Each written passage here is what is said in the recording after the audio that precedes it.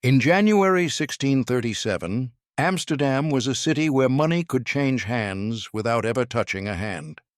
Along the Herengracht and the Damrak, the warehouses sat heavy with Baltic grain and Asian pepper, yet the real traffic ran on paper.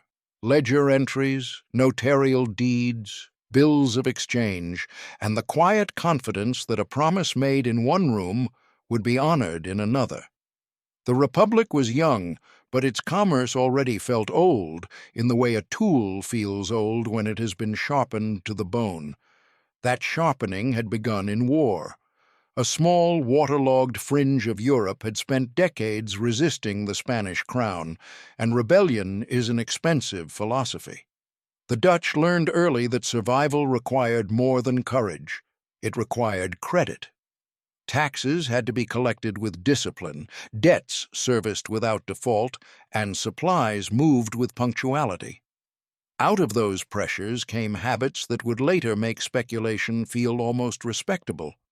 Records kept clean, contracts enforced, disputes settled by courts rather than blades. A merchant's word mattered, but the notary's seal mattered more. Then came the institutions that turned those habits into machinery. In 1602, the Dutch East India Company offered something rare in European life: a permanent enterprise that could be owned in pieces, bought and sold like a cargo itself. A share was a claim on distant ships and uncertain futures, and yet it had a price today. In 1609, the Bank of Amsterdam gave the city a monetary anchor, a trusted settlement system that made large transactions less dependent on the weight and honesty of whatever coins happened to be in a purse. By 1611, the exchange had become a theater of information, rumor, and arithmetic, where value moved on news before it moved on wagons. None of this was tulips. That is the point. By the time tulips arrived, the Dutch were already fluent in abstraction. They had learned to buy tomorrow's cargo, insure next month's voyage, and sell a share in a ship that might be halfway to Java or already on the seafloor. They had made a culture in which risk could be priced, divided, and traded. And when a society learns to trade claims, it eventually discovers that the claim can become more exciting than the thing claimed. Tulips entered this world as elegant foreigners. They came west from the Ottoman sphere, carried first as curiosities, then as trophies of taste. In Dutch gardens, some bulbs behaved strangely. Their petals developed flames and feathers of color, as if a painter had dragged a brush through the bloom. These broken tulips were not merely beautiful, they were individual. A common red tulip could be replaced. A rare broken variety could be named, hunted, and boasted over. But the tulip had one trait that made it unusually suited to the Dutch imagination. It spent most of its life invisible. The bulb slept underground through autumn and winter, surfaced briefly in spring like a short confession, and then withdrew again. You could desire it for months without being able to display it. You could talk about it, price it, envy it, and never once place it on a table. In a country already comfortable trading unseen cargo, that dormancy felt familiar. So a market grew in the only season when the object could not be handed over. During the winter, when bulbs remained in frozen soil, buyers and sellers began striking agreements for future delivery, meeting in taverns and back rooms, writing contracts that treated a flower like freight. A bulb became a claim. A claim became a tradable thing. And once the claim could be resold, the tulip was no longer just a horticultural rarity. It was a financial instrument dressed in silk petals. The questions hung in the smoky air of those rooms as naturally as pipe breath. Who were the men who found profit in a sleeping bulb? What kind of contract can hold when the thing promised is still buried? Why did the arithmetic of desire accelerate so quickly in the winter of 1636 to 37, and what made it stop? And when it stopped, what broke? Fortunes, reputations, or only a particular illusion about how far a civilized market could be trusted to govern itself? In the summer of 1609, almost 3 decades before the winter fever, Amsterdam confronted a quieter crisis, the crisis of money itself. Coins circulated from everywhere: Spanish reals, German thalers, provincial issues, each clipped, sweated, filed, and shaved by hands that understood that metal is honest only until the first desperate man meets it. Merchants had learned to distrust the face stamped on a coin and to weigh it instead. Yet even scales cannot restore certainty when the standard itself drifts. In a city that lived by trade, uncertainty in money was uncertainty in everything. The response was not a sermon, but an institution. The Bank of Amsterdam opened as a municipal answer to monetary chaos. It did not promise miracles. It promised accounting. Merchants deposited coin and received credit on the bank's books, bank money that carried a reputation for reliability.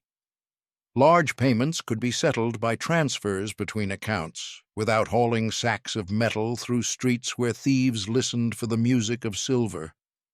In an age still half medieval in its instincts, the bank did something modern.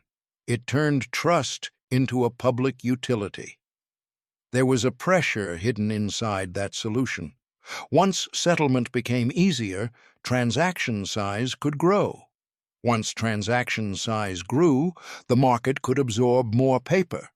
And once men grew accustomed to the idea that value could live as an entry in a ledger, the imagination loosened.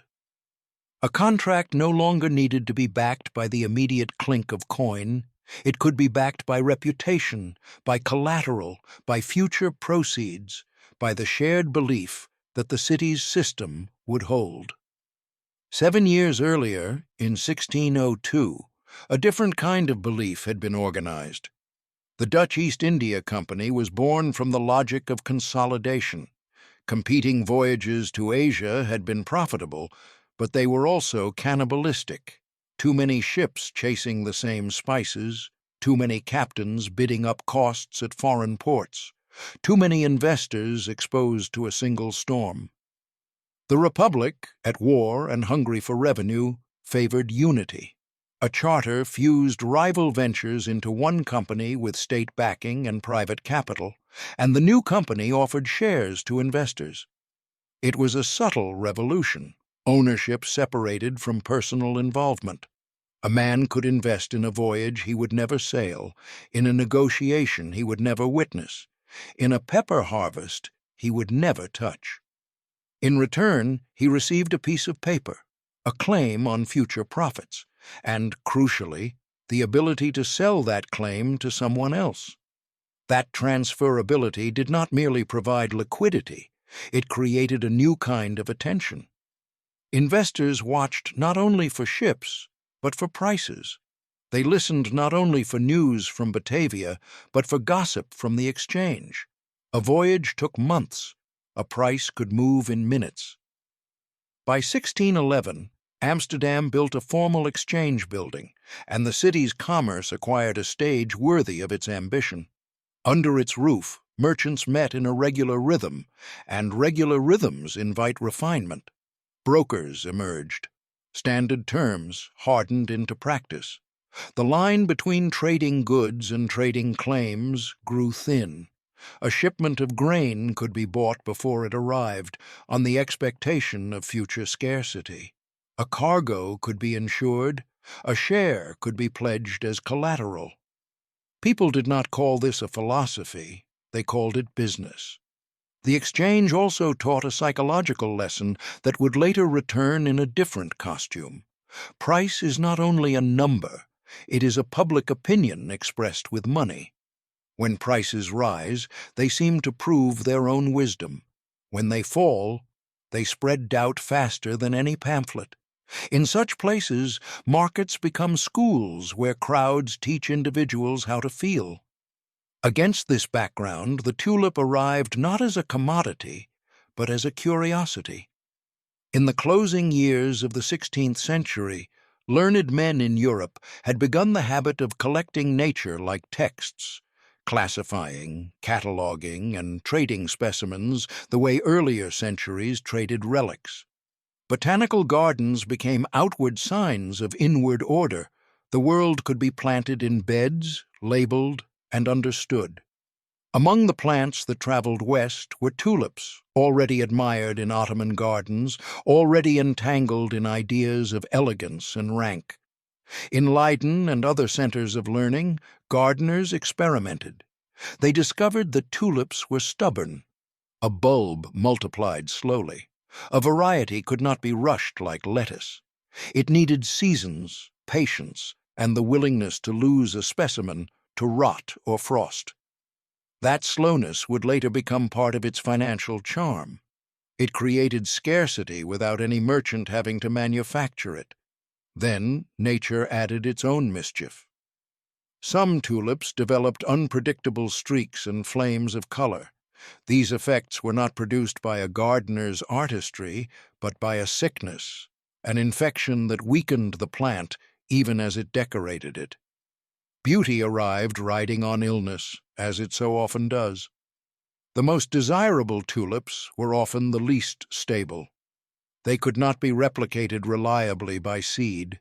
They had to be propagated from offsets of the bulb, a biological copying machine that worked at the pace of the earth. A small world formed around these facts: collectors, breeders, and connoisseurs. They named varieties with the solemnity of nobility. They exchanged bulbs as gifts and investments. In a culture that loved paintings, flat rectangles that could be bought, sold, and displayed, these living paintings, changing by season and temperament, became irresistible.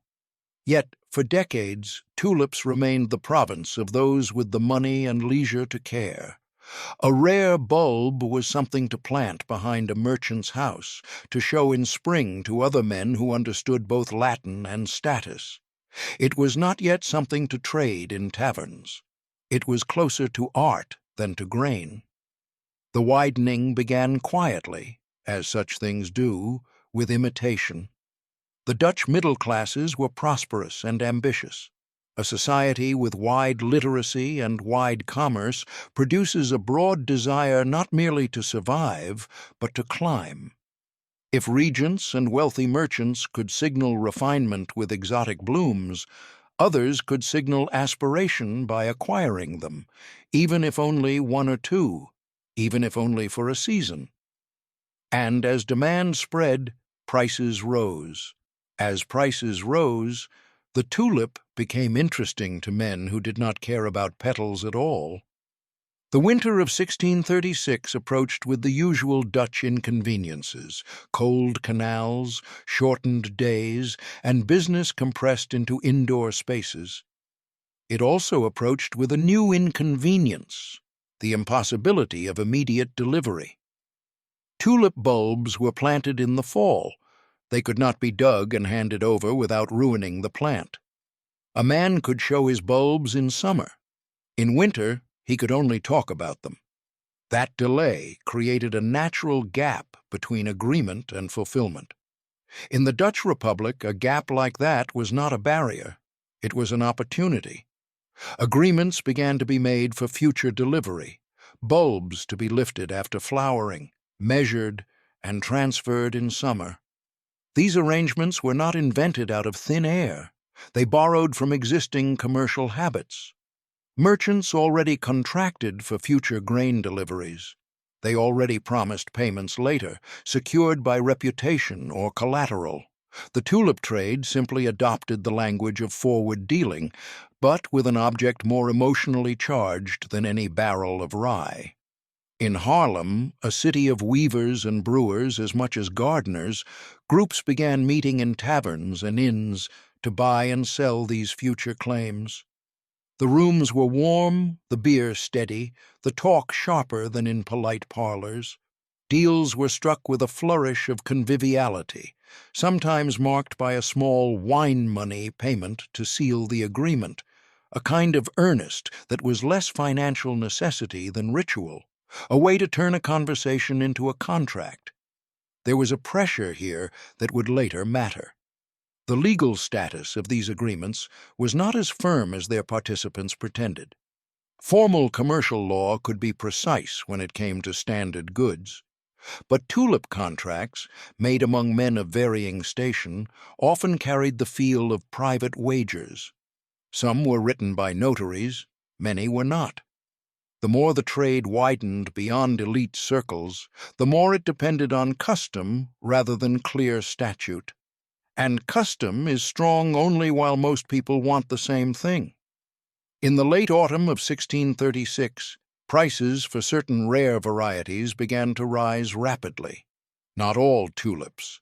The mania, such as it was, concentrated on named, coveted bulbs, especially those with dramatic color breaks. Their scarcity was real, their desirability was amplified, their prices became a story in themselves. A man did not merely own such a bulb. He owned a conversation. He owned a boast. The mechanism of the rise was not mysterious. Rising prices attract attention. Attention draws new buyers. New buyers push prices higher, and higher prices seem to justify the buyers who arrived late. In a world of active markets, the distinction between investing and imitating dissolves. Many men enter not because they have calculated value, but because they have calculated crowd behavior. They do not need to believe the tulip is worth the price. They need to believe someone else will believe it tomorrow. By December, the trade began to look less like gardening and more like arithmetic. A contract for a bulb might be sold before the bulb was ever delivered, passing from hand to hand as if it were a coin minted out of expectation. Each transfer could add a markup, and each markup became proof that the market wanted the bulb. The tulip's dormancy, once merely botanical, became financial. Value slept underground, woke briefly in transactions, and returned to sleep in the form of paper. Consider the position of a craftsman in Harlem, perhaps a weaver, perhaps a carpenter, who hears in his guild hall that a neighbor has made, on paper, what looks like a year's wages by selling a claim to a bulb he never intended to plant. The craftsman understands markets in his own way. He buys wool or timber at one price and sells his labor embedded in it at another. He knows that profit is the difference between what something costs and what someone will pay. Now, he is told there is profit to be made without raw material, without labor, only by stepping into the stream of buying and selling at the right moment. He may hesitate. He may laugh. He may resent the story as a rich man's game. But if the story repeats, if another neighbor boasts, if another tavern tale ends with a number too large to ignore, hesitation becomes costly. There is a cruelty in rising markets. They punish skepticism by making it look like stupidity. Even prudent men begin to wonder whether prudence is merely fear dressed in moral clothing. In these winter rooms, the mood was not uniformly insane. Many participants knew exactly what they were doing. They were gambling with limited stakes. Because some contracts were treated more like options than obligations, because walking away might cost only the forfeiture of wine money or a modest penalty, buyers could risk participation without risking ruin. That detail, often missed in later legend, mattered. It lowered the barrier to entry. It invited people to play. But lowered barriers increase traffic, and traffic increases speed. By January 1637, deals were being struck more frequently, and the number of participants broadened. Stories multiplied faster than bulbs ever could. A rare tulip variety acquired a price history like a small dynasty. It had sold at one number last week, another this week, and thus it seemed destined for a larger number next week. The market turned past price movement into future destiny, the oldest superstition in finance.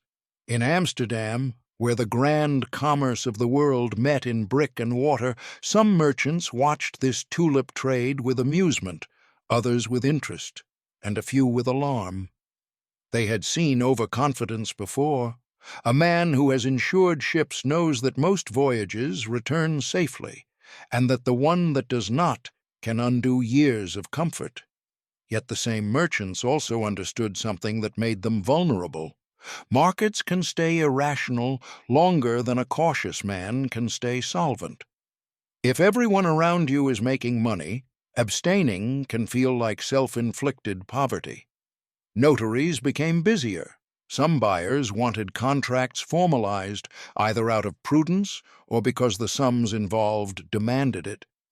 A notary's office in those weeks could feel like a small engine room of the mania, men entering with excited faces, dictating terms about bulbs that would not be seen for months, signing their names with hands that had been trained for craft rather than law. Each signature was a small act of faith in the social machine, that promises would hold, that reputation would matter, that courts would enforce.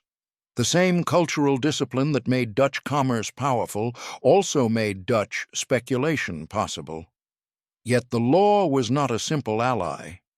The Dutch Republic was a patchwork of provinces and cities, each with its own ordinances and courts. Enforcement depended not only on the ink of a contract, but on the willingness of judges and magistrates to treat these deals as serious commerce rather than tavern wagers. When a market is rising, no one tests the edge of law. The edge is tested only when people want to escape. The edge arrived suddenly, as edges often do. Early February 1637 did not bring any obvious change in the weather of the world. No fleet sank in the Zuiderzee. No Spanish army marched into Holland. No plague emptied Amsterdam's streets. The change was smaller and therefore more instructive. At a routine sale, bids failed to appear at the expected heights. Accounts differ in detail because the Tulip Mania has always lived partly in story. But the essential fact is simple enough. A moment came when sellers expected the usual upward step and found instead hesitation. A room that had been confident turned cautious. Caution is contagious in markets, just as confidence is. If one buyer holds back, another wonders why. If one buyer refuses a price, the seller begins to fear that the last sale was not a foundation, but a peak. In Haarlem and other towns, this hesitation became refusal. Auctions and meetings that had produced brisk deals now produced awkward pauses. Sellers lowered asking prices and still met silence.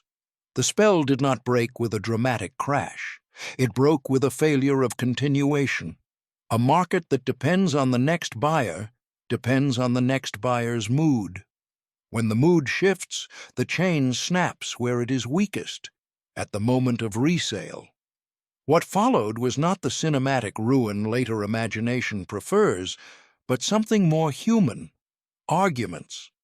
Buyers and sellers disputed what their contracts meant. Was this a binding obligation or a wager? Could a man refuse delivery without dishonor?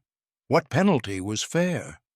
Men who had congratulated one another over beer now suspected one another of bad faith. In a culture that prized reputation, the danger was not only financial, but social. To be known as a defaulter was to be known as unreliable, and unreliability was a kind of exile in commercial society. Here the ambiguous legal nature of many tulip contracts showed its teeth. If a contract had been sealed with only a small earnest, and custom treated default as a matter of forfeiting that earnest, then buyers could walk away with bruised pride but intact livelihoods. If, however, a contract had been written and witnessed as a full sale, then default threatened lawsuits asset seizures, and reputational damage. The market had grown large enough that it contained both types, and so the bust did not fall evenly. It fell as a pattern of private dramas, some men relieved, some humiliated, some truly ruined. City authorities and provincial leaders could not ignore the disputes. The Dutch Republic was not an absolute state that could simply command an outcome. It was a negotiated order, sensitive to the needs of merchants and the stability of towns. When many citizens suddenly found themselves entangled in contested contracts, civic peace became a concern. Courts were not eager to be flooded with cases that looked uncomfortably like gambling. At the same time, refusing to enforce contracts too broadly risked undermining the sanctity of commerce on which the Republic's wealth depended. A kind of compromise emerged in discussion, a settlement scheme that treated these contracts as cancelable for a fee. The precise percentages and enforcement varied by place and proposal, and not all parties accepted. But the impulse behind the scheme reveals the larger truth. Authorities sought to deflate the conflict without shattering confidence in law.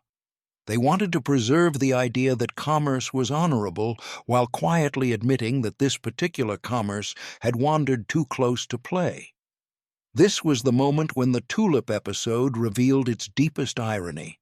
The Dutch had built institutions to civilize trade, to make it predictable, enforceable, and scalable. Those same institutions had allowed tulip contracts to spread. And when tulip contracts threatened to undermine trust, the authorities moved not as moralists, but as engineers, trying to keep the machine from shaking itself apart. Later generations often imagined the Tulip Mania as a national catastrophe, a madness that seized an entire people and left a crater where an economy had been. That picture is too neat, and it flatters the storyteller. The Dutch Republic did not collapse in 1637. Ships still sailed, the exchange still traded, the Bank of Amsterdam still settled payments. Pain existed, sometimes acute, but it was concentrated. Many contracts dissolved with limited penalties. Many participants were not wealthy regents betting their estates, but middle sorts, risking sums they could bear to lose.